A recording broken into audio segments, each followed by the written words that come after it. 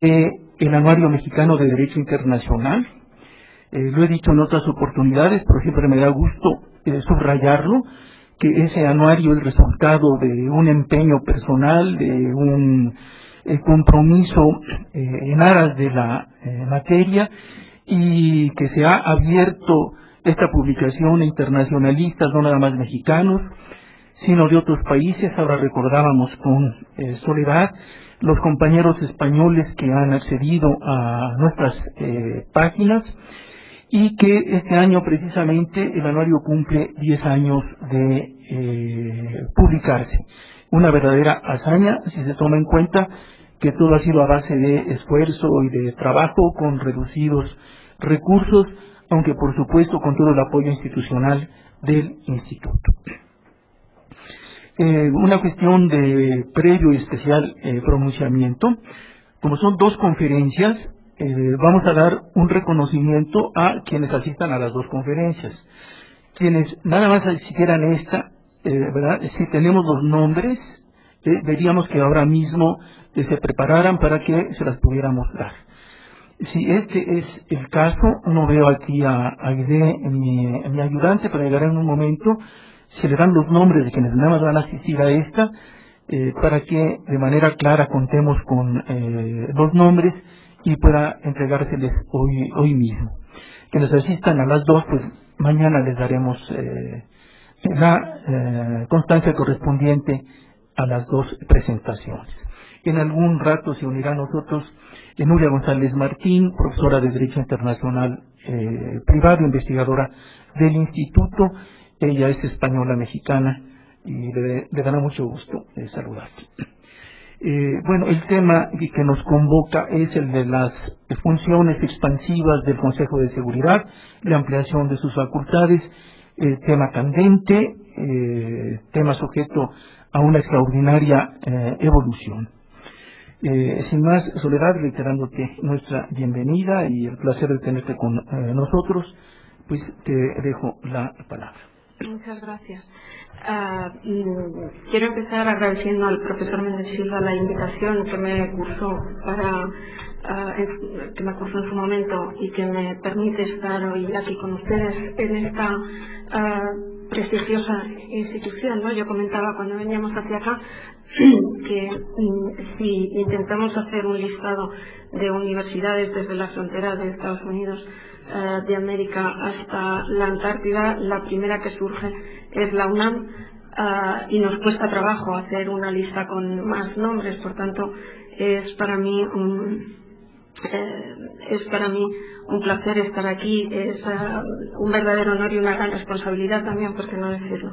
Y quiero sumarme también a la felicitación por la edición del Anuario Mexicano, que yo comentaba que conozco y lo utilizo en la versión electrónica, o sea que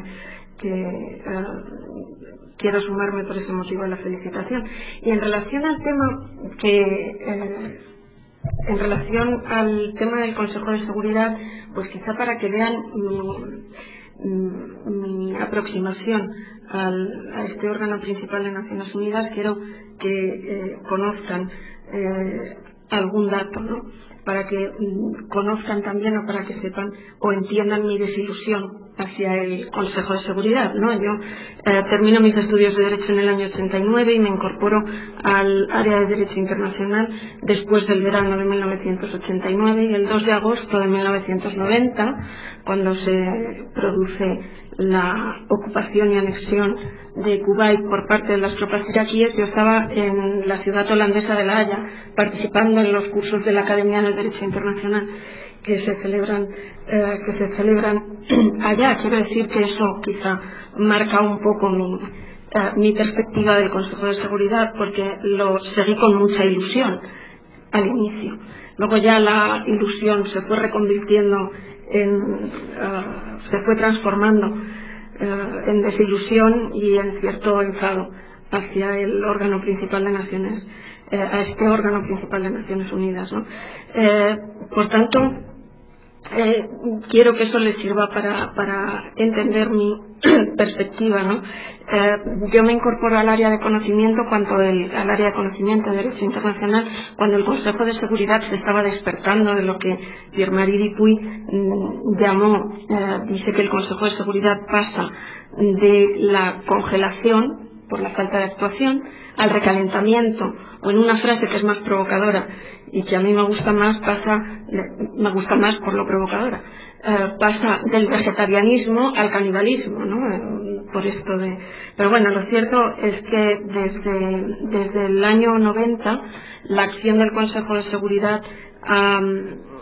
se ha alterado, ¿no? Digamos que se ha producido una efervescencia en los comportamientos del Consejo de Seguridad, tanto desde una perspectiva cuantitativa como cualitativa. Cuantitativa porque desde 1990, desde ese 2 de agosto de 1990 hasta hoy, se han adoptado algo más del 66% de todas las resoluciones del Consejo de Seguridad, y en los 45 años anteriores alrededor del 33%, lo que quiere decir que en la mitad del tiempo se logró el doble de las decisiones que en el doble de tiempo, ¿no?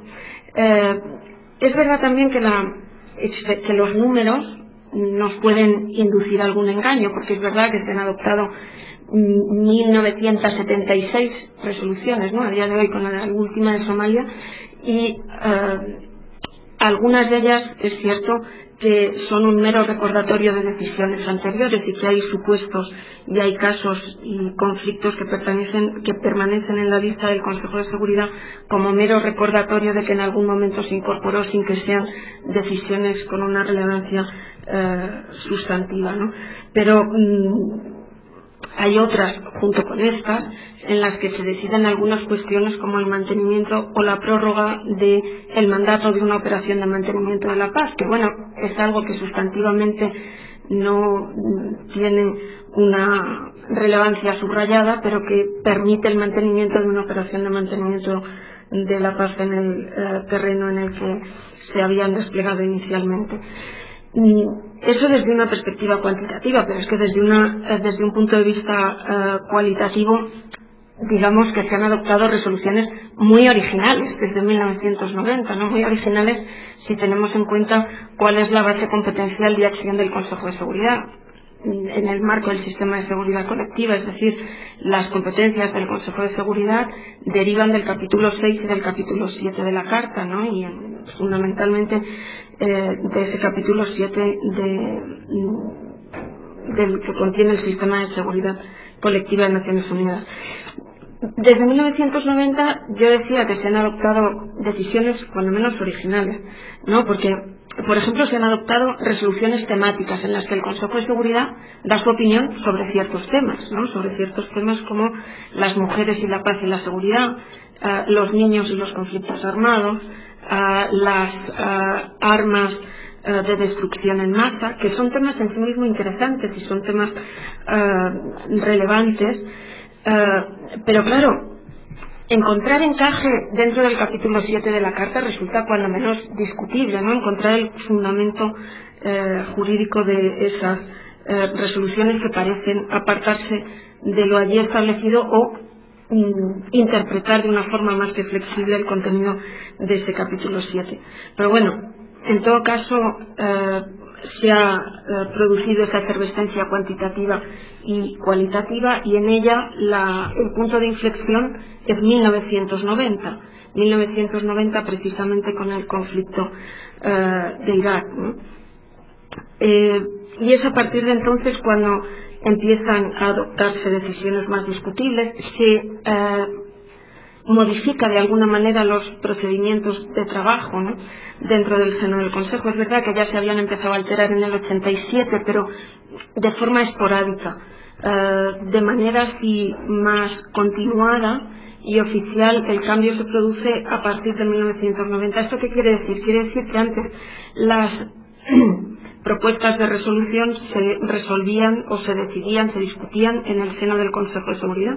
A partir de 1987, esporádicamente y ya más seguido desde 1990, hay unas reuniones previas entre los miembros permanentes del Consejo de Seguridad en las que se intentan acercar posiciones y se intenta, consensuar de algún modo el contenido de la resolución. Es verdad que no es una decisión jurídicamente exigible, sino que el que allí dijo una cosa después puede desdecirse de ella, no es vinculante, pero bueno, ha decaído el número de ejercicio de derecho de veto también como consecuencia de esta nueva modalidad, de este nuevo método de trabajo. Es cierto que esas reuniones previas no nos garantizan la decisión, no nos garantizan la decisión, por eso que les decía antes, y porque no impide que una vez que lleguemos al Consejo de Seguridad, 7 de los miembros no permanentes voten en contra, con lo cual no se puede adoptar la decisión, es decir, no evita el ejercicio del veto colectivo, del que pueden conseguir los miembros no permanentes mediante la suma de esas fuerzas. Ha descendido, por tanto, el número de vetos, pero se ha perdido en transparencia, porque no sabemos a qué obedece ese consenso o esos acuerdos de los miembros permanentes, que en principio pueden ser los 5, pueden ser 4 y reuniones a veces de 2, es decir, que es todo como muy modulable. Hemos ganado en eficacia, si quieren, pero hemos perdido en transparencia, porque igual que tenemos actas de las reuniones del Consejo, aquellas reuniones previas ni tan siquiera sabemos si se producen ni cuándo. También hay quien apunta que en los años 90 se produce una clara instrumentalización del Consejo de Seguridad por parte de alguno de sus miembros, no es necesario identificarlo. Bueno, siempre se ha instrumentalizado el Consejo de Seguridad, lo que ocurre es que a partir del año 90 quizás se instrumentaliza con un objetivo distinto del que se tenía antes, Antes era para proteger de la acción del Consejo de Seguridad nuestros intereses, y ahora es para proteger nuestros intereses con el Consejo de Seguridad. Pero bueno, que eso también se debe, como ya se puso de manifiesto en el año 92, a la quiebra del equilibrio de poder que surgió en la Segunda Guerra Mundial y el cambio de modelo. Y digo, a partir de 1992 tenemos esa constancia, porque hay una reunión entonces al más alto nivel de los miembros del Consejo de Seguridad, de los miembros permanentes del Consejo de Seguridad, en los que, decisión que si ahora la leemos con perspectiva, encontramos muchas respuestas de la deriva posterior del Consejo de Seguridad, Pero bueno, ahí ya se apuntaba ese nuevo camino a iniciar por el Consejo, y uno de los motivos que se aportaban era precisamente la quiebra de ese modelo que se había sostenido hasta entonces. Santiago Torres, antiguo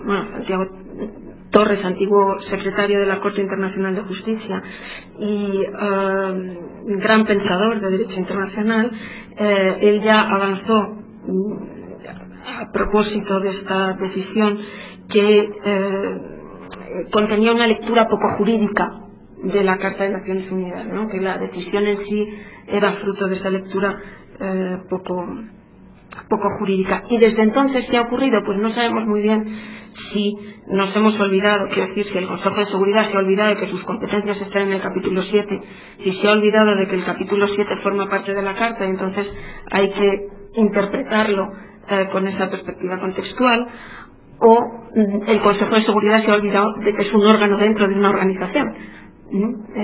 No sabemos muy bien a qué se debe, pero en definitiva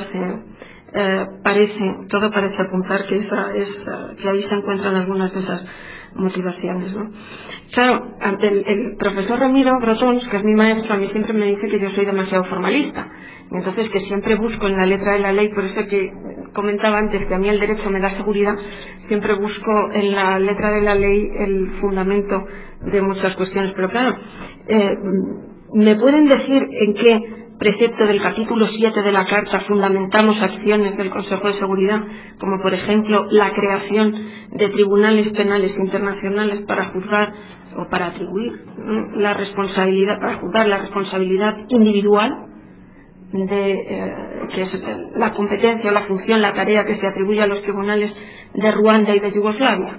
Pues no nos movemos ni en el marco de las medidas provisionales, ni de medidas de carácter económico, ni son medidas de carácter económico, ruptura de comunicaciones, etcétera, y tampoco son medidas que impliquen el uso de la fuerza. Por tanto, dentro del capítulo 7 parece un poco complicado. Claro, hay quien dice que responde a la filosofía del capítulo 7, sí, pero base habilitadora parece un poco complicado encontrarlo, ahí, pero bueno, podemos acudir al artículo 29 de la Carta. El artículo 29 de la Carta nos dice que el Consejo de Seguridad puede crear los organismos subsidiarios que estime necesarios para el desempeño de sus funciones. Puede crear organismos subsidiarios. Y sabemos que puede crear tribunales. Ya lo dijo la Corte Internacional de Justicia cuando la Asamblea General creó el Tribunal Administrativo. La Corte Internacional de Justicia dijo que sí, podía crear un tribunal, siempre que al tribunal le atribuyera alguna de las funciones que tiene el órgano creador. Claro, no podemos crear un órgano subsidiario dotándole de unas competencias de las que el órgano creador carece, porque es una vía para ampliar las competencias de ese órgano principal. Por tanto, tribunales sí, pero siempre que tengan como competencia tengan una competencia, que ya tiene atribuida al órgano creador. Con todo, yo reconozco que la creación de los tribunales penales internacionales es la mayor aportación del Consejo de Seguridad al derecho humanitario, y creo que en eso podemos, o por eso podemos congratularnos, aunque esos tribunales tengan sus problemas, evidentemente. Es verdad que no está en el estatuto, es verdad que no está por escrito, pero también es cierto que estos tribunales han recibido oficiosamente, evidentemente, indicaciones de hasta dónde puede llegar el ejercicio de su jurisdicción, o mejor dicho, en qué charco no pueden meterse, o no deberían meterse, ¿no? Por tanto, plantea sus problemas, pero de todas maneras es el principal aporte del Consejo al derecho humanitario desde mi punto de vista. Pero siguiendo con los órganos subsidiarios, es que en un momento anterior a la creación de los órganos de estos tribunales penales internacionales, ya el Consejo de Seguridad apuntaba maneras, ¿no? En la resolución 687, que es considerada como un tratado de paz, que tiene un contenido más propio de un tratado de paz, hasta el punto de que se le pidió a Irak que consintiera en el cumplimiento de esa resolución si quería que realmente hubiera un alto el fuego en esa operación Tormenta del Desierto. Pues en esa resolución 687 se crean dos comisiones, órganos subsidiarios del Consejo de Seguridad: una comisión de reparaciones y una comisión para el trazado de la frontera entre Irak y Kuwait. Una comisión para decidir reparaciones ¿de qué? Pues una comisión que en realidad es un Consejo de Seguridad, es la reproducción del Consejo de Seguridad, es decir, formado por un nacional de cada uno de los miembros del Consejo de Seguridad, que era la que decidía las indemnizaciones que procedían por daños personales y materiales tanto a las personas, a las empresas, etcétera. Es decir, se encargaba de reparar o de indicar cuál era la cuantía de la indemnización que correspondía por esos daños. ¿Con cargo a qué?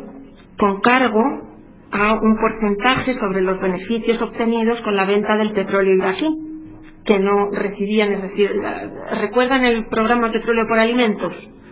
Bueno, pues por esa vía un porcentaje de lo que se recaudara iba a estas reparaciones. Es verdad que a día de hoy, muchos años después, la comisión ya ha terminado, ya ha declarado, ya ha identificado la cuantía de esas indemnizaciones, pero también es verdad que la mitad no se han pagado, porque no hay dinero. Pero bueno, es un órgano del Consejo de Seguridad el que se encarga de esto. Busquemos el fundamento jurídico en el capítulo 7 de la Carta, a ver si lo encontramos, pero es que es más complicada todavía la otra, buscar el fundamento en el otro ámbito que les apuntaba, en el de la Comisión de Fronteras. Se le encarga el trazado fronterizo entre Irak y Kuwait en un determinado sector, y el Consejo de Seguridad en esta resolución le pide a la Comisión que aplique un acuerdo verbal celebrado en los años 60, a principios de los 60, entre Irak y Kuwait, que nunca había sido admitido como tal por Irak.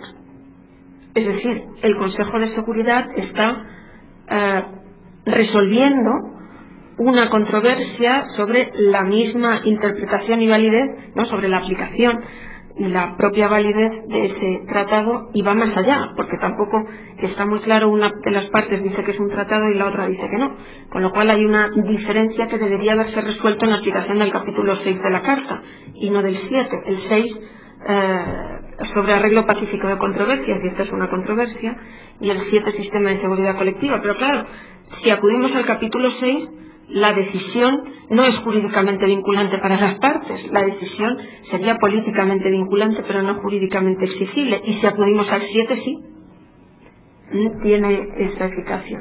Pero en todo caso, quiero decir que el fundamento, a mí, yo que soy muy formalista, según mi maestro, no lo veo muy claro. Pero bueno, yo conforme han ido pasando los años, he ido perdiendo la capacidad de sorpresa, porque ya creo que el Consejo de Seguridad tiene pocas posibilidades de sorprender, o por lo menos a los que hemos seguido la trayectoria a través de esas resoluciones, ¿no? Hay quien ha calificado ese comportamiento más reciente del Consejo de Seguridad como de actos ultravires, ¿no? Van más allá de lo que es una interpretación extensiva. Pero esto se puede afirmar o se puede ilustrar con un caso muy cercano: las medidas que se han adoptado en este año en relación con Libia, ¿no? Las más recientes, la 1973. Ahí tenemos medidas conocidas, las llamadas sanciones selectivas, ¿no? Antes se las llamaba sanciones inteligentes, pero parece que no se las puede llamar inteligentes, porque entonces ¿qué son las otras? Sanciones selectivas. Bueno, pues la congelación de activos, el embargo de armas, la prohibición de viajar, etcétera. Y junto a ellas hay otra que ha sido muy aplaudida por todos los medios de comunicación europeos, que es la remisión de la situación de Libia a la Corte Penal Internacional. Decía que ha sido muy aplaudida por los medios de comunicación europeos, y el mismo fiscal de la Corte así lo explicó pocos días después de adoptarse la resolución en un acto académico que tuvo en la Universidad Autónoma. Y se congratulaba por la madurez del Consejo de Seguridad. Claro que jurídicamente la decisión es intachable, es decir, el Estatuto de Roma contiene un artículo que prevé esa posibilidad. Por tanto, ahí mi preocupación formalista está cubierta. Pero claro, alejándonos un poco de esto, de mi preocupación formalista, sí que me preocupa pensar en la relación entre la Corte Penal Internacional y el Consejo de Seguridad, o mejor, entre la Corte Penal Internacional y los miembros permanentes del Consejo de Seguridad, que recordemos son 5, y de los 5 solo 2 son partes en el Estatuto de la Corte. Los otros 3, China, Rusia y Estados Unidos, no solo no son partes del Estatuto, sino que han intentado por todas las maneras posibles blindar a sus nacionales del posible ejercicio de la jurisdicción de la Corte Penal Internacional, ¿no?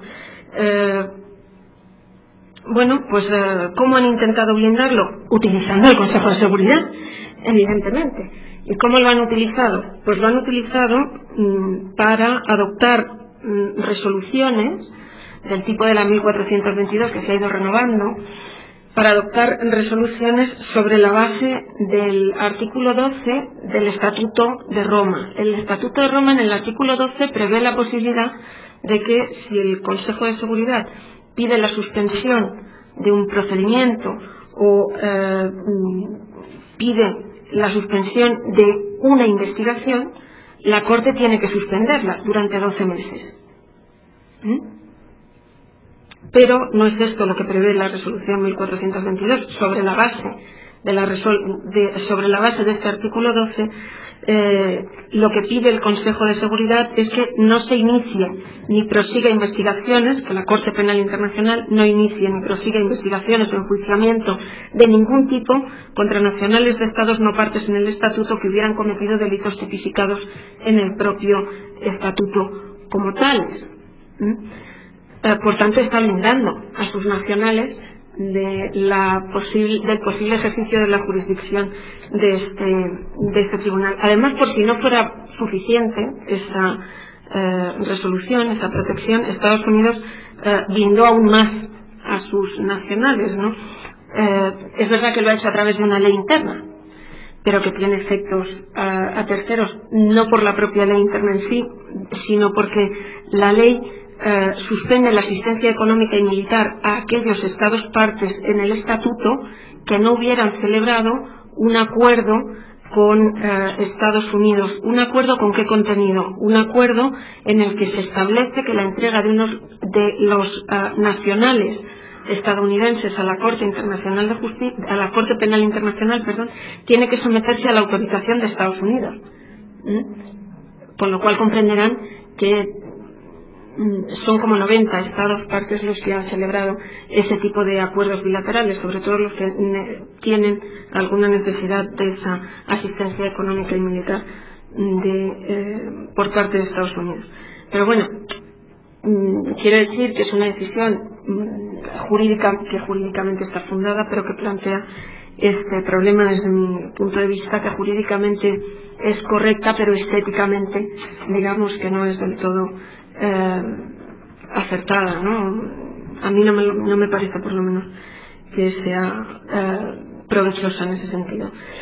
Pero con todo, yo creo que uno de los principales problemas del Consejo de Seguridad, o de esta efervescencia del Consejo de Seguridad, o de la originalidad de las medidas que ha adoptado el Consejo de Seguridad, uno de los más graves problemas es la falta de control de la calificación de las situaciones, la falta de control de la legalidad de las decisiones que adopta, es decir, de la adecuación de la medida en cuestión con los fundamentos y los límites que establece la Carta, la falta de control en la aplicación de las propias medidas del Consejo de Seguridad y, por ejemplo, en estos días, con la interpretación de la resolución 1973, pues la resolución 1973 autoriza a la adopción de todas las medidas necesarias para la protección de civiles libios, excluyendo el uso de la fuerza de ocupación extranjera y el establecimiento de una zona de prohibición de vuelos,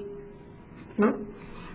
Y autoriza para el establecimiento de esa zona de prohibición de vuelos todas las medidas necesarias. Esto ha desencadenado las operaciones en Libia, que suponen bombardeos, en principio, de instalaciones militares libias. Pero claro, en la práctica nos damos cuenta de que la acción va más allá de la destrucción de esas instalaciones militares. Por ejemplo, el lunes, ayer, amanecíamos con la noticia del bombardeo del despacho de Gaddafi y la sala de consejos, según creo recordar. Esto encontraría fundamento en la protección de civiles, es decir, cuando se bombardea el despacho y la sala de consejos se está protegiendo a los civiles, o forma parte de una estrategia para la aplicación de la zona de exclusión aérea. Pues vamos, desde mi punto de vista, ni una ni otra.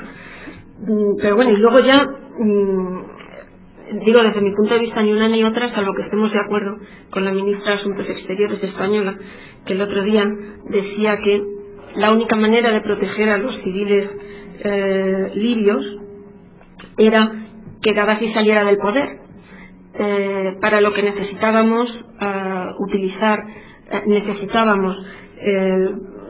medios militares y medios políticos. Bueno, si estamos de acuerdo con eso, de que es la única forma de proteger a los civiles, pues, pero bueno, hay una falta de control en la aplicación de la resolución del Consejo, que no es actual, ya lo advertimos también en el 90, pero lo advertimos entonces de forma más discreta, y a partir de entonces parece como que ya no nos da ninguna vergüenza hacerlo de este modo. En todo caso, hay datos que yo no termino de entender, quizás sea por ese formalismo, pero claro, en Libia se vulneran los derechos humanos, ¿no? Se vulneran los derechos humanos. Lo que da pie o el punto de partida de estas resoluciones, de las resoluciones más recientes, es que se ha utilizado la fuerza desproporcionadamente para disolver manifestaciones. Ese es el punto más reciente. Pero claro, es que en enero de 2011 no se vulneraban los derechos humanos en Libia. Es una cuestión actual, es muy reciente esa vulneración de derechos humanos. ¿Por qué hablo de enero de 2011? Pues porque en 2011, en enero, en el informe país que emite el Consejo de Derechos Humanos de las Naciones Unidas en relación a Libia, alaba los progresos en la materia. es decir, alaba las medidas que está adoptando Libia para proteger el ejercicio de la protección de los derechos humanos. Claro que 3 meses después se arrepintió y lo ha suspendido como miembro, pero bueno, en enero el informe país está disponible, entonces se ve que tiene un contenido de ese tipo. Y luego, por otra parte, si se han vulnerado los derechos humanos durante el periodo, durante el mandato de Gaddafi, estamos hablando de los últimos 40 años. En estos 40 años yo recuerdo la imagen de la Jaima, la tienda de campaña esta en la que vivía Gaddafi cuando viajaba al extranjero. Se instaló en el Palacio del Pardo, que es la residencia oficial de jefes de Estado extranjeros, que se instaló allí y entonces apareció. En Bruselas también se instaló aquella Jaima y no, quiero decir, si se han vulnerado y es algo recurrente, como se nos dice, pues ¿por qué esperar a que hayan muerto los últimos civiles y no haber tomado medidas antes? Pero es que además hay cuestiones que no dejan de sorprender, ¿no?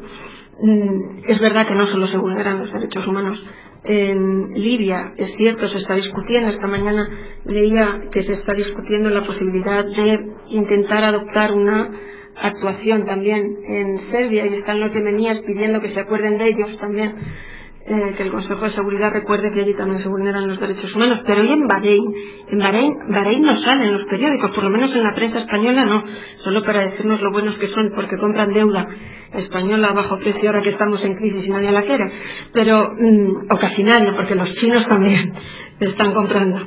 Pero hay un informe de Naciones Unidas que ha circulado, eso sí, restringidamente. En ese informe se dice que la policía de ese estado, de Bahrein, ha entrado en los hospitales para eliminar a opositores en los hospitales y convencer al personal sanitario de que para que dejen de atender a esos opositores enfermos en los hospitales. Por tanto, quiero decir que una actuación más amplia, quizás una perspectiva un poquito más amplia también nos vendría bien. Pero frente a las críticas a las acciones del Consejo de Seguridad, que no me voy a detener más porque yo creo que hay un abanico, ¿no? Se puede hablar mucho sobre las resoluciones del Consejo, pero frente a esas críticas también hay quien defiende, hay un importante sector doctrinal que defiende la acción del Consejo de Seguridad y se justifica principalmente con 3 argumentos.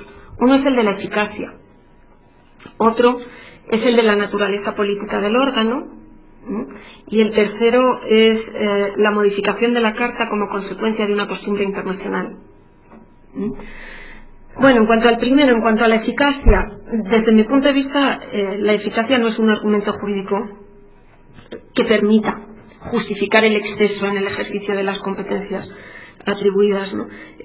Sobre todo cuando en aras de la eficacia se olvida la legalidad. Entonces, desde mi punto de vista, no es muy recomendable de todas maneras no comparto esa opinión. En relación a la naturaleza política del órgano, pues hay autores que dicen que es un órgano político, y como es un órgano político, su derecho ni está realizado por juristas ni para juristas. Bueno, a mí sinceramente me da un poco igual quién lo haya realizado y para quién. Lo cierto es que las bases de la competencia del Consejo de Seguridad están en un tratado internacional. El tratado internacional es un instrumento jurídico y se tiene que interpretar mediante las normas que establece la Convención de Viena del 79 sobre el derecho de los tratados, por mucho que no esté hecho para juristas, ¿no? La Corte Internacional de Justicia ya por el año 48 ya dijo que el carácter político de un órgano no puede sustraerse a las disposiciones convencionales que lo rigen, especialmente si actúan como límite de sus competencias. Y la Corte Internacional de Justicia es tan órgano principal de las Naciones Unidas como el Consejo de Seguridad. Y a diferencia de lo que ocurre con la Asamblea General, no existe una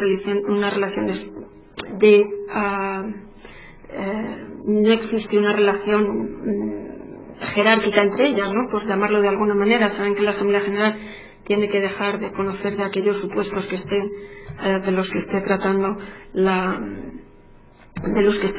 el Consejo.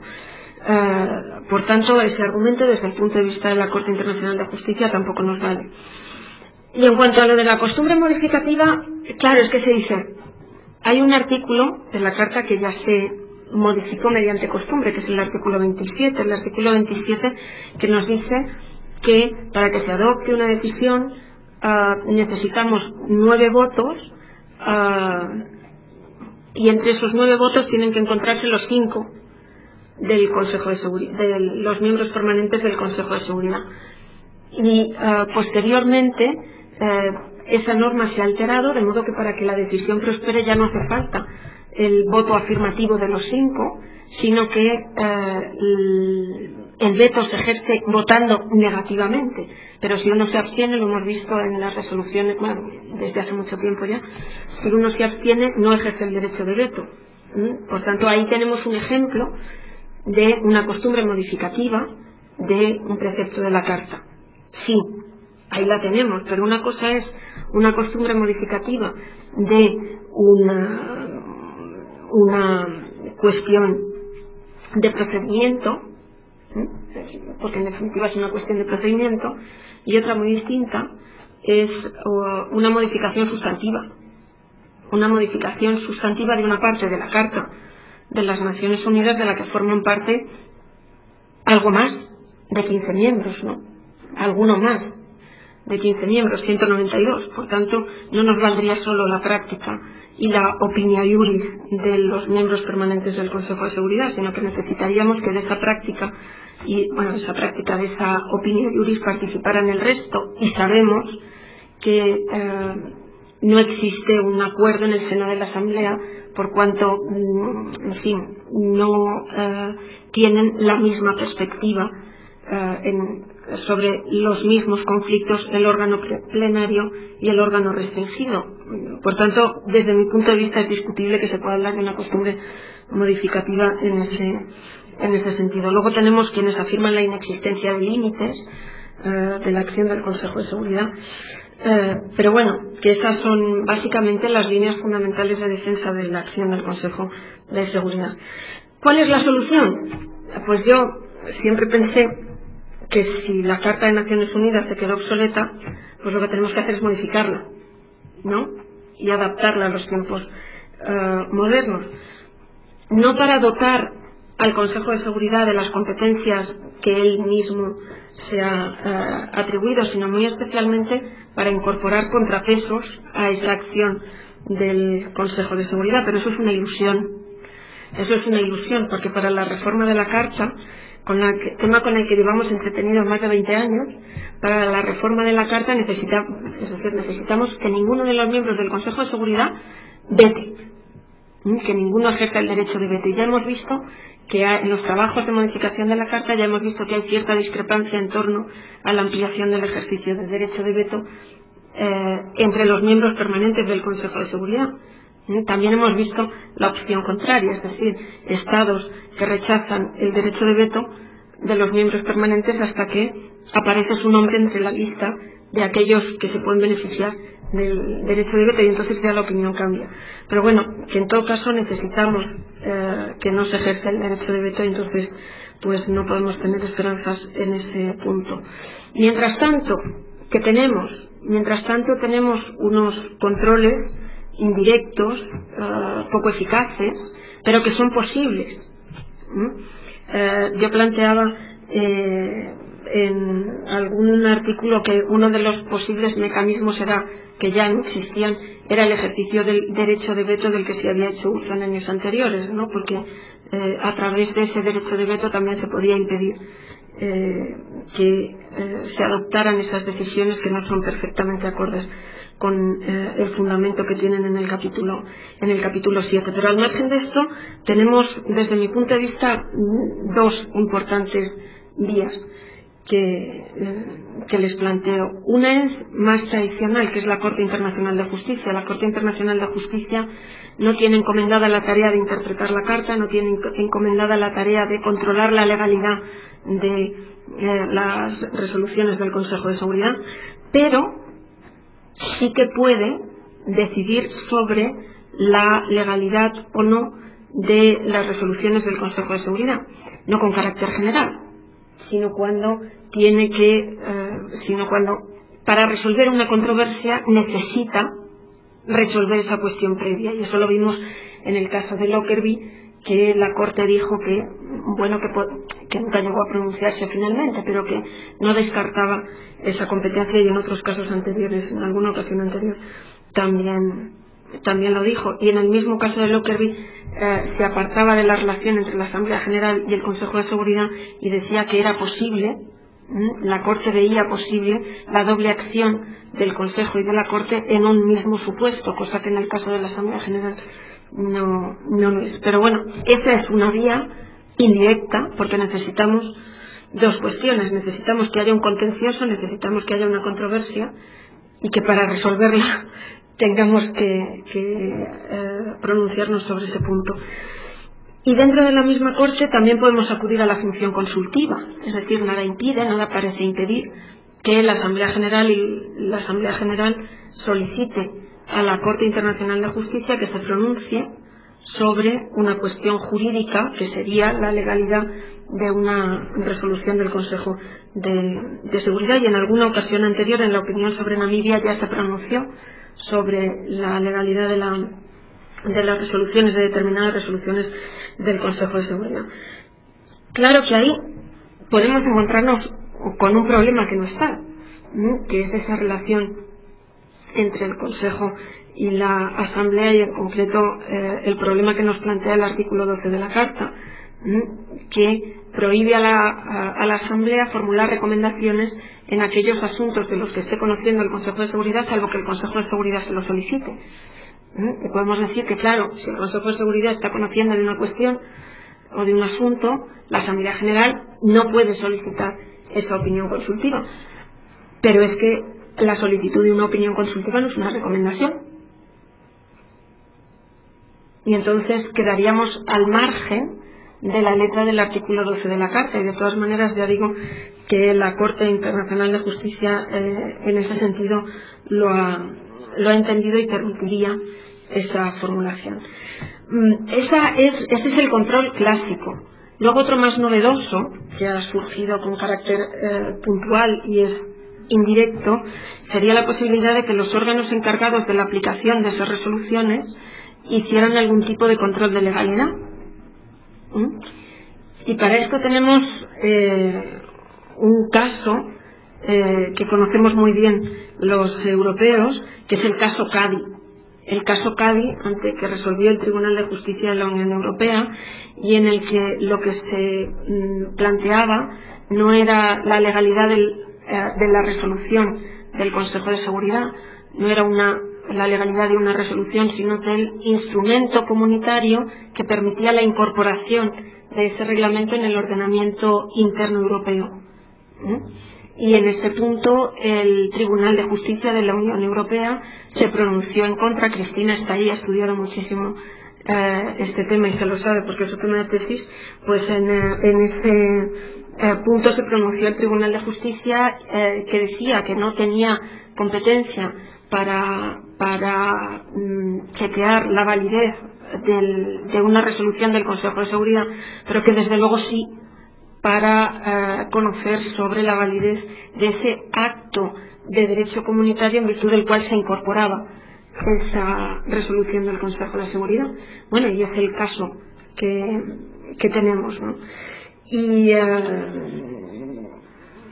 son los posibles controles que a mí en el momento actual se me ocurren. Yo no quiero ser demasiado pesimista, aunque lo soy, es una cuestión de carácter.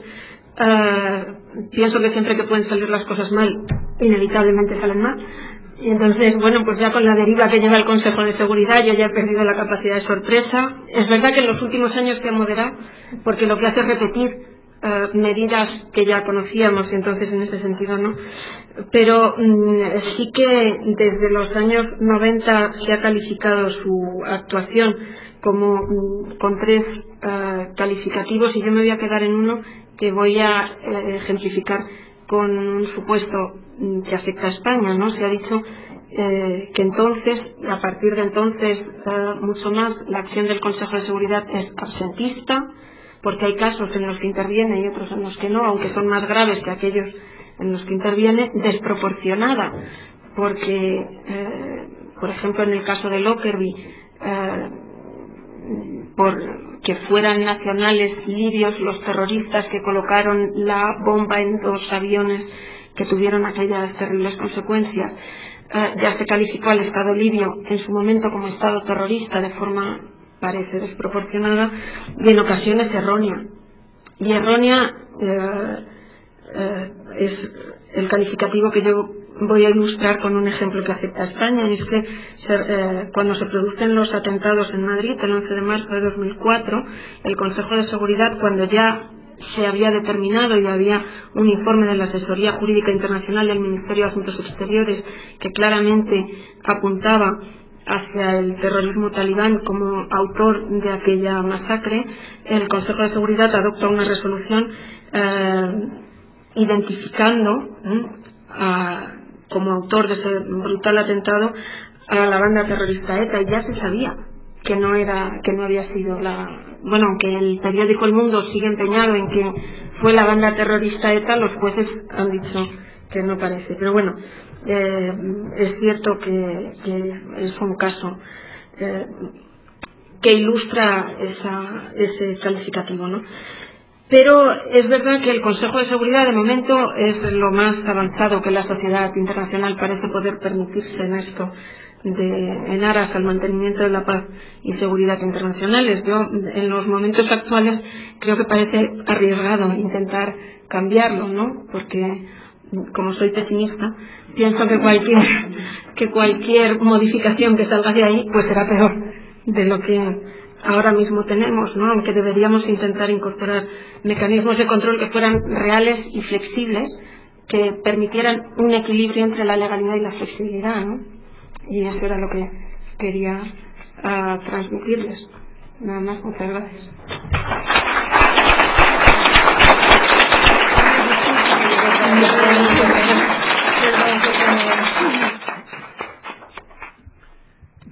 Yo he tenido una gran admiración por la Escuela Española de Derecho Internacional y hoy la reitero y la refrendo con la espléndida conferencia que nos ha brindado Soledad Torrecuadrada. Es un tema de gran reflexión, de actualidad por supuesto, pero de gran inteligencia aplicada a la vida de Naciones Unidas en lo que respecta al Consejo de Seguridad. Coincido casi al 100% de lo que tú has señalado, particularmente en esa inquietud de someter al Consejo de Seguridad al derecho internacional, a la Carta de las Naciones Unidas, porque pues se ha actuado este órgano, sobre todo los miembros permanentes, con un inmenso desdén y con una desfachatez enorme, cuando los propios representantes de los miembros permanentes dicen: nosotros no tenemos ningún límite. Nosotros no tenemos un límite, decidimos. Y de hecho, en buena medida si sucede, deciden algo por votación, no porque tenga un referente o un apoyo político. Pero que eso no debe hacer que nos rindamos, ¿verdad? Y que no ubiquemos la acción del Consejo de Seguridad, como tú decías, precisamente dentro de la Carta de las Naciones Unidas y dentro del derecho internacional, porque la interpretación va no nada más en función de un instrumento, sino en todo el contexto normativo. Serán muchas las cuestiones objeto de comentario, pero creo que tendríamos la oportunidad ahora de escuchar, tenemos previsto hasta la 1:30, algunos comentarios o preguntas en su caso, rogándoles que quienes tomaran la palabra fueran muy breves para tener la oportunidad de escuchar a los más de los interesados en participar. Y en ese sentido creo que podemos establecer como dinámica que hubiéramos unas 3 preguntas y tú resolvieras en bloque y después otras 3 preguntas o comentarios al respecto. Estaremos pues a sus órdenes. Y tenemos que pedirles, si se acercan, porque está el micrófono aquí, ¿o hay algún micrófono? No lo veo. Bueno, mientras el embajador Ricardo Valero fue subsecretario de Relaciones Exteriores del país, ahí está, y es investigador del Instituto de Investigaciones Jurídicas. Muchas gracias. Pues yo también me felicito de haber escuchado esta espléndida exposición. En no mucho tiempo, aproximadamente una hora, creo que en la esencia de los problemas que ya el título sugería fueron explicados y expuestos de manera muy puntual y admirable. Dos preguntas adicionales, muy concretas, como nos pidió con toda razón Ricardo. La primera, dentro de todas las medidas de la resolución 1973 que se pueden aplicar, no figura, por ejemplo, la transferencia de las facultades de acción que se le han otorgado a la OTAN, ¿verdad?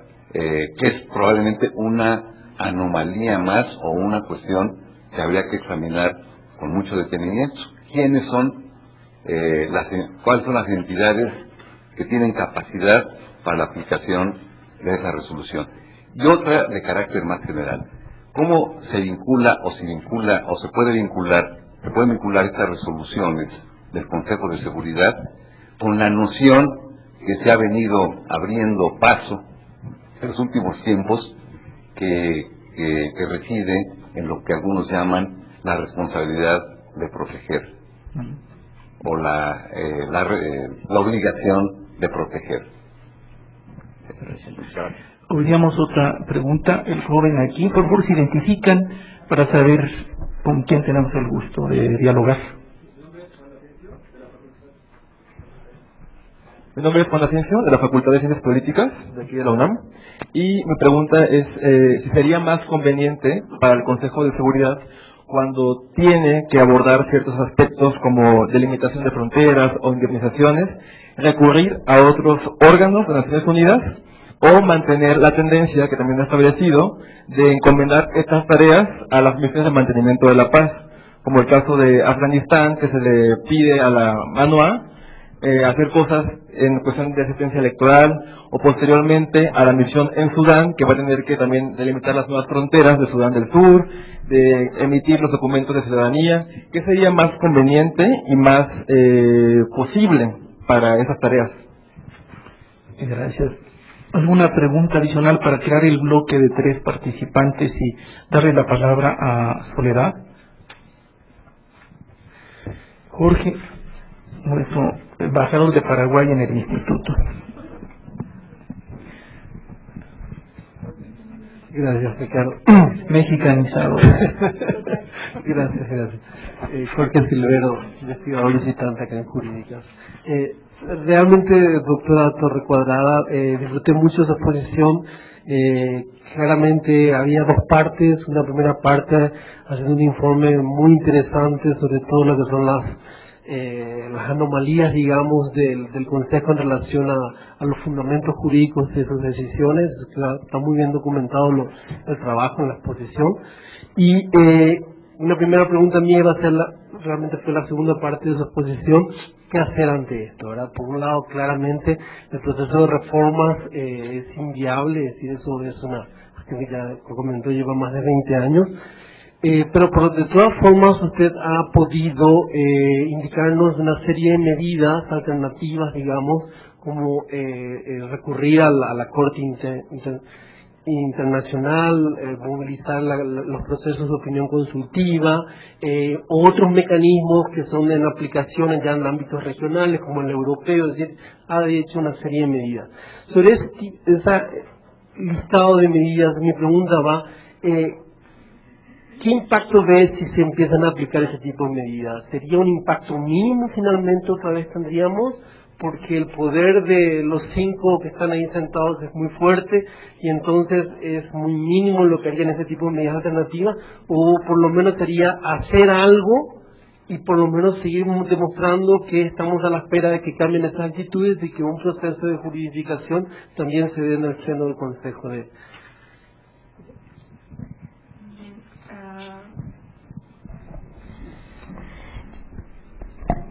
Voy a ir, si les parece, por orden en el que han formulado las preguntas. La resolución 1973, que es la que autoriza la utilización sobre la que se basan estas acciones que se están desarrollando desde entonces, autoriza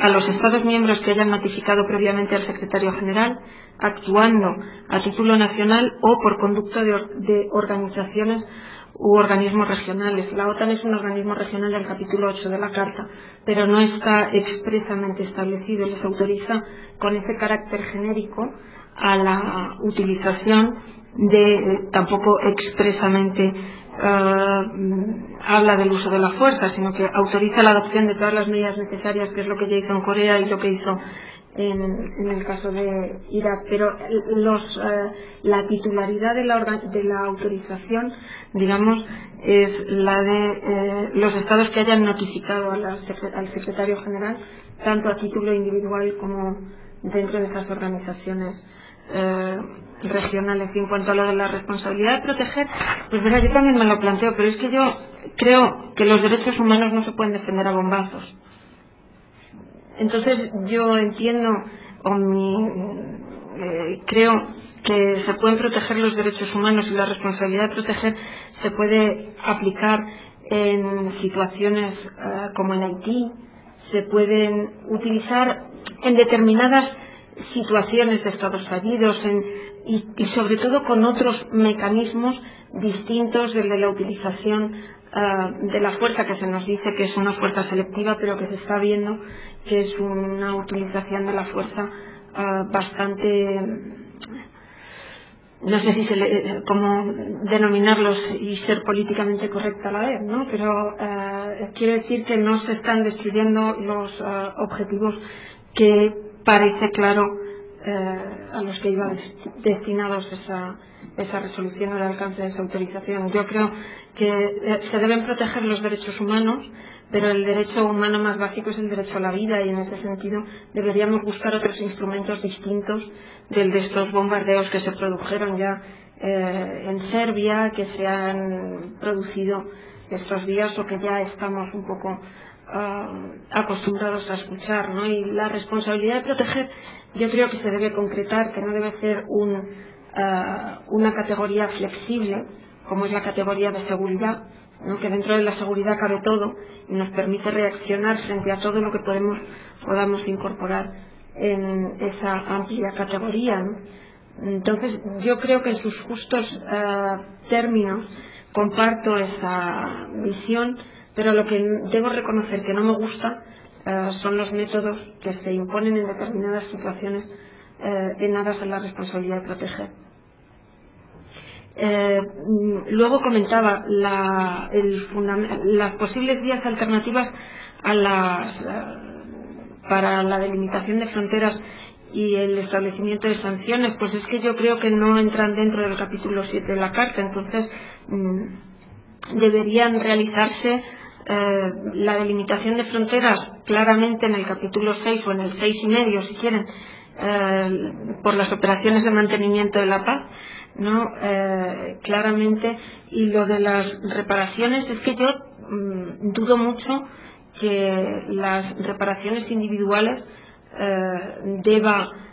es decir, que Naciones Unidas esté para decidir las reparaciones individuales por este tipo de cuestiones, ¿no? Que debería utilizarse otras vías. Por otra parte, el sistema que el Consejo de Seguridad instauró en este caso es un sistema, en el caso de la comisión que yo les apuntaba, es un sistema novedoso, porque parece que es ejercicio de la protección diplomática, pero no lo es, porque el recurso es individual, pero a su vez se instrumentaliza mediante el Estado, y la reparación va al Estado, pero tiene es decir, que es un instrumento y un procedimiento complicado de entender desde esa visión formalista que yo les decía, pero sí que creo que si Naciones Unidas quiere hacerlo, debería hacerlo por otros cauces y no por esta vía. El problema es que si lo hacemos por el capítulo 7 nos beneficiamos de la obligatoriedad de las resoluciones del capítulo 7 y del 103 de la Carta, ¿no? Que determina que jerárquicamente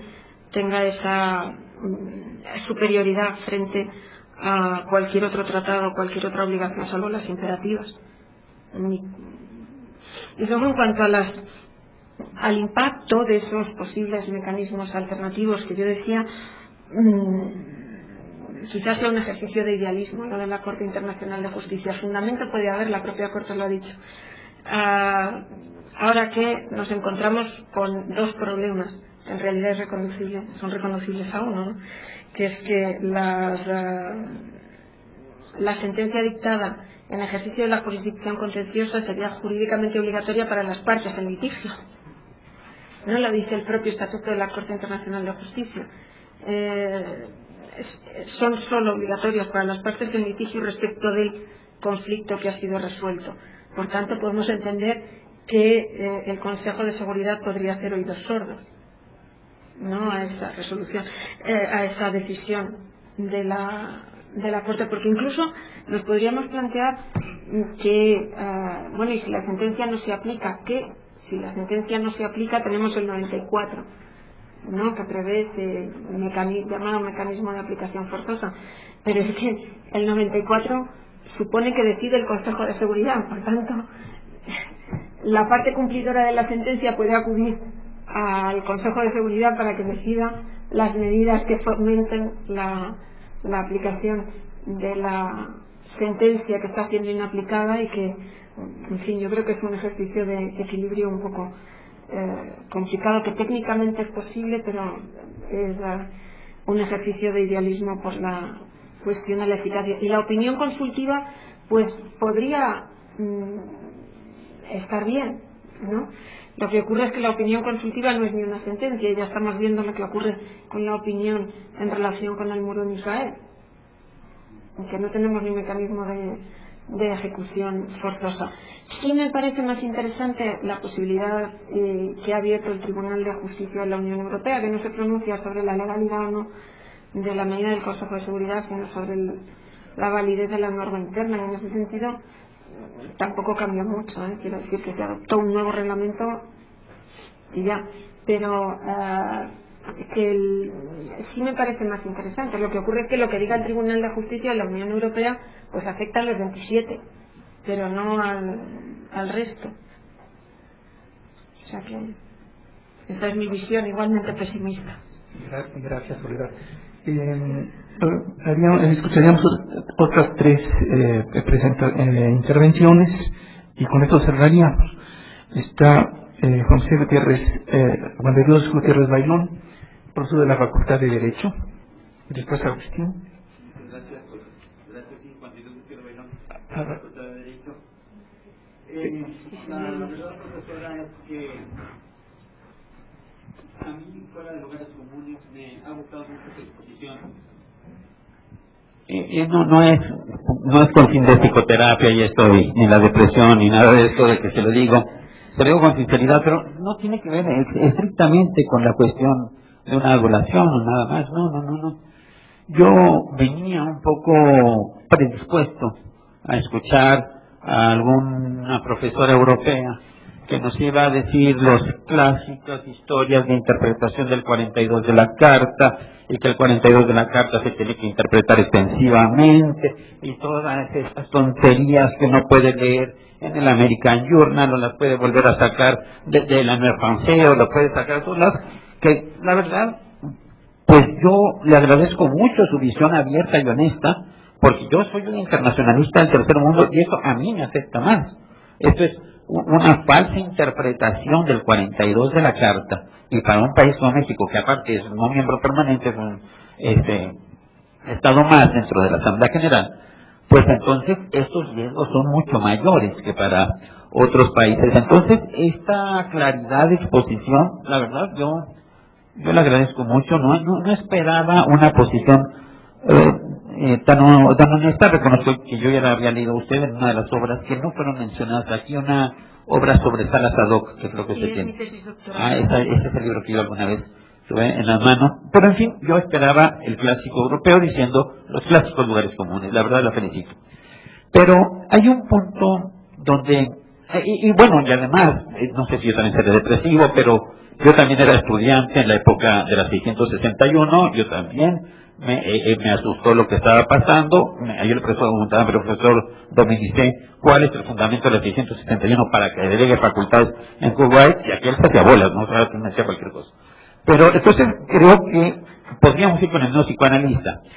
La cuestión, profesora, es, si usted me permite ser un poco el abogado del diablo, ¿por qué hay un declive aparente desde la 661 hasta acá? Yo podría decir lo contrario, ¿sí? Y sería muy breve. En realidad, en la época de la 661, a nosotros nos hubiera gustado tener una 1973. Porque bien o mal, la 1973 es algo legal, es algo en donde se están definiendo las competencias de lo que va a hacer cada quien. No se le está delegando a los estados amigos de Kuwait a que no, sería un poquito más formal. ¿Me explico? Usted señalaba, bueno, es que actualmente desde la 661, lo entiendo yo cuando se refería al 90, desde esa época para acá ha habido muchas resoluciones que en realidad no son sustantivas. Bueno, también era igual antes, porque muchas eran el Consejo de Seguridad como supervisor del Consejo de Administración Fiduciaria, y se llenaban hojas y hojas y hojas y resoluciones. También había irregularidades antes de la 661, la 242, es la de las alturas del Golán, ni siquiera evoca el capítulo 7. De hecho, ninguna de las de Israel ha evocado jamás el capítulo 7. Entonces, y de la 662 en adelante, pues habría cierta regularidad. Usted misma se queja de ciertos gastos de las Naciones Unidas, ¿no? O sea, de la interpretación sobre el veto en el Consejo de Seguridad. Bueno, eso ya no lo hemos tenido después de la 661. Habría una segunda interpretación, o sea, de la 661 a la 1975. ¿No será que el Consejo de Seguridad estrictamente evolucionó más, profesora? Es solo un juego, un ejercicio, y de todo corazón la felicito por su exposición. Muchas gracias. Agustín, profesor de la Facultad de Derecho también.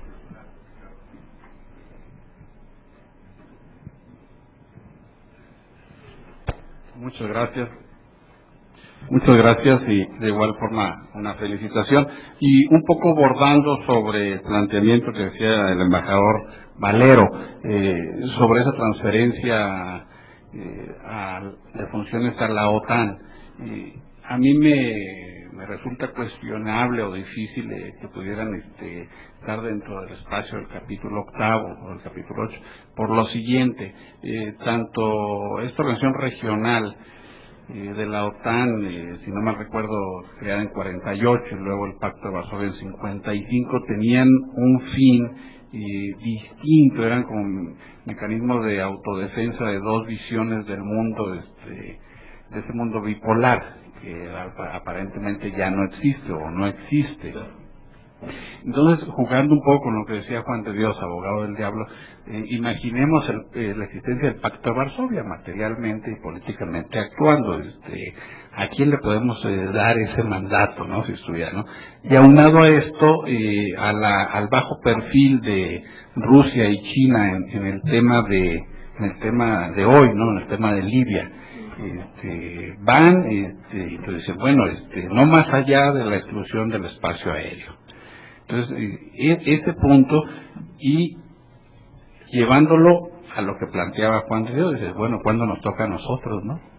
En términos de un país del tercer mundo, o sea, pareciera que tiene una especial dedicación, y hay una división muy clara entre esos países occidentales que han coincidido en puntos de política en el tema de derechos humanos y en el punto de política económica. Bien, gracias.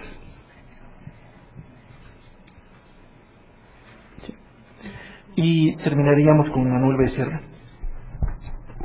Gracias. Bueno, a mí me llamó la atención dos cuestiones. Una, en lo que se refiere a la transparencia. Me parece que uno de los puntos fundamentales en el funcionamiento del Consejo de Seguridad es la transparencia. Y usted atinadamente y con mucha razón lo subrayaba. Pero parece que el Consejo de Seguridad en ese sentido ya ha ido avanzando un poco más en la cuestión de la transparencia. Sí, evidentemente creo que cambiaría mucho el funcionamiento del Consejo de Seguridad y después ese tipo de resoluciones si se abriera pero en ese sentido parece que hay alguna transformación que me gustaría escucharla de usted. Y lo último, en lo que se refiere a las medidas, me parece que el caso Cadi es muy importante, es fundamental. Hay que tomar en cuenta que muchas de esas resoluciones inclusive se están aplicando a México, en lo que se refiere a todo el funcionamiento del sistema bancario, por lo que se refiere a los flujos financieros de los terroristas. Son decisiones que vienen del Consejo de Seguridad en una comisión específica y pasan directamente a la Secretaría en México de Hacienda y de allá a los bancos.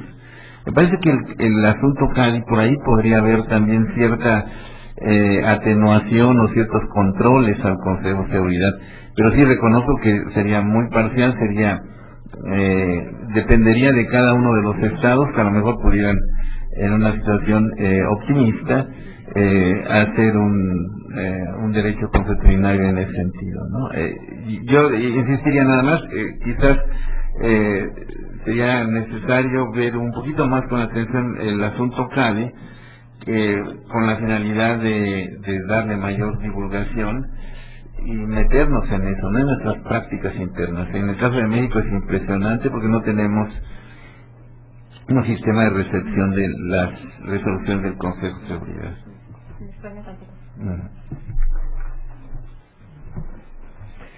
Bueno, yo debo empezar diciendo que yo pertenezco a una escuela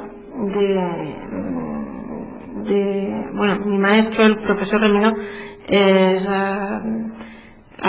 yo soy la formalista, ¿no?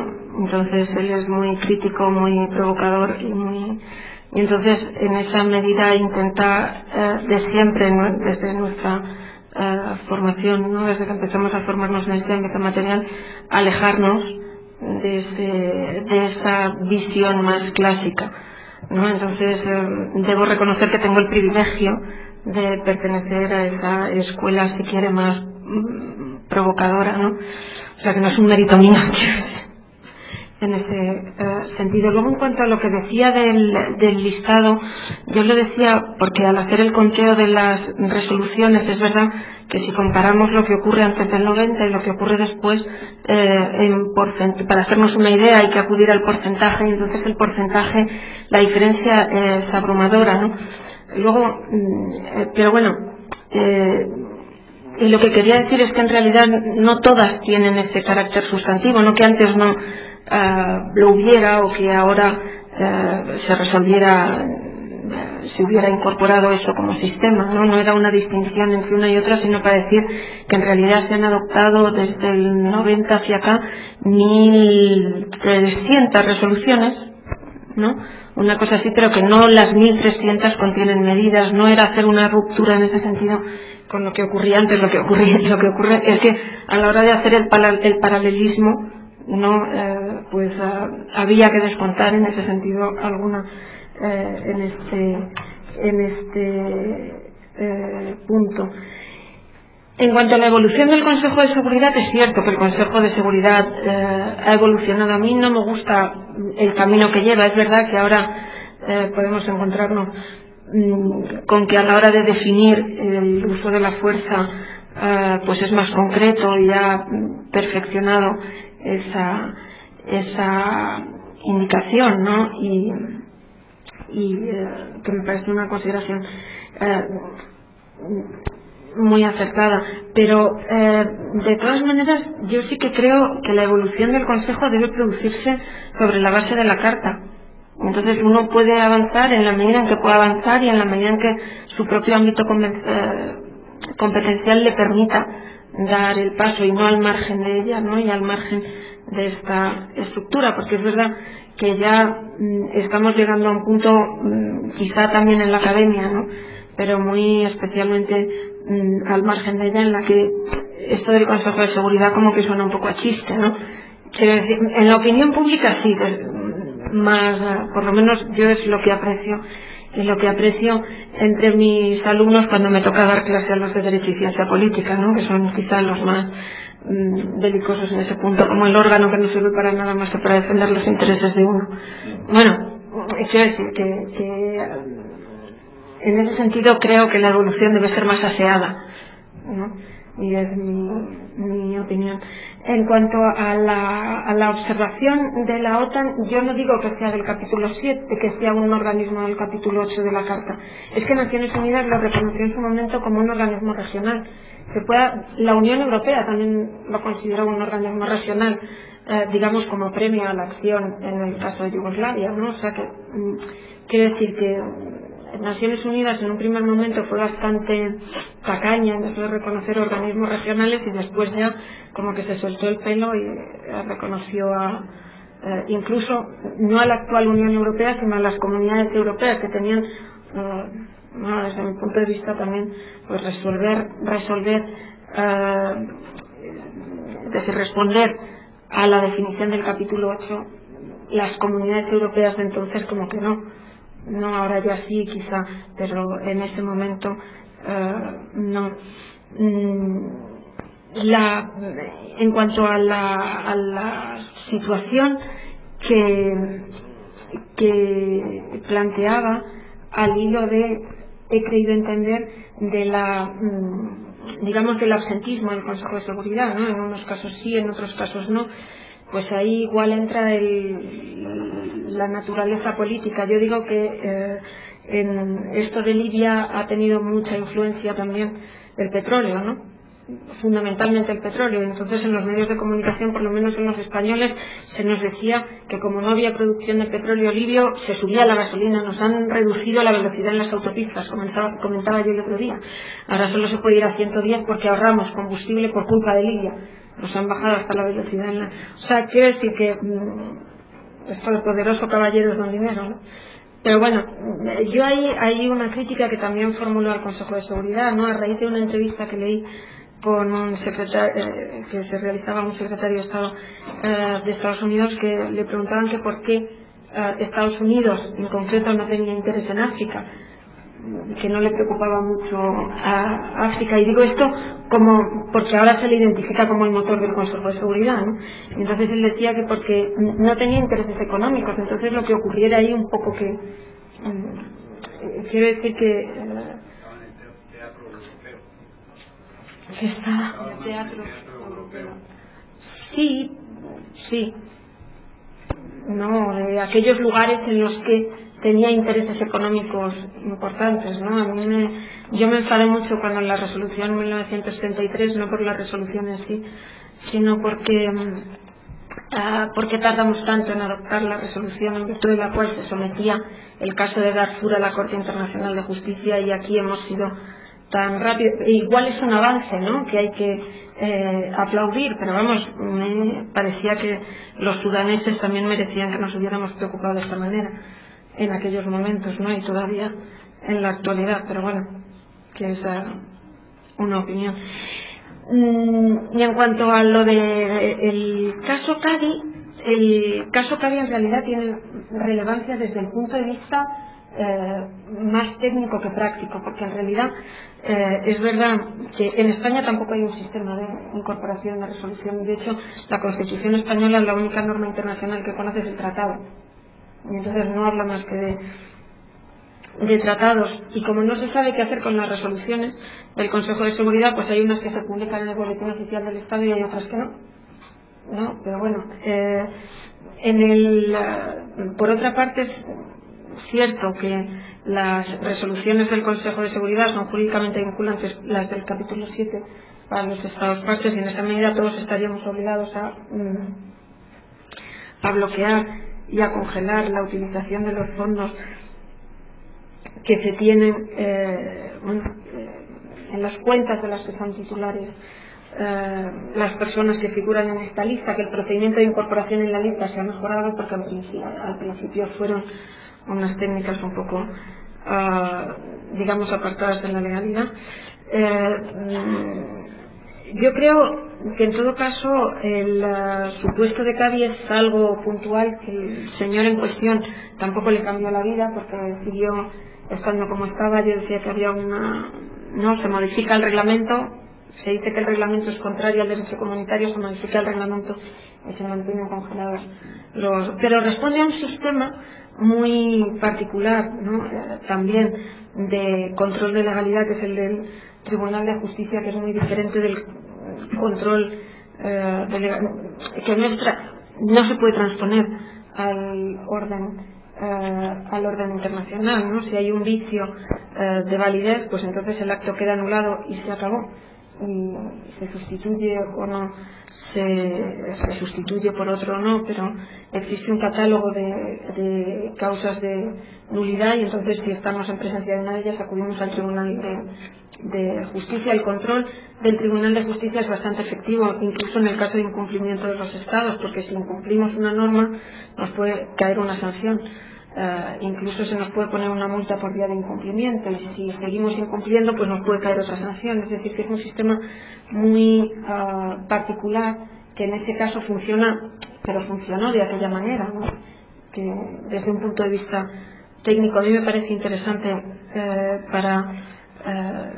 pues en realidad en relación con esta posibilidad de controlar, pero es parcial y puntual.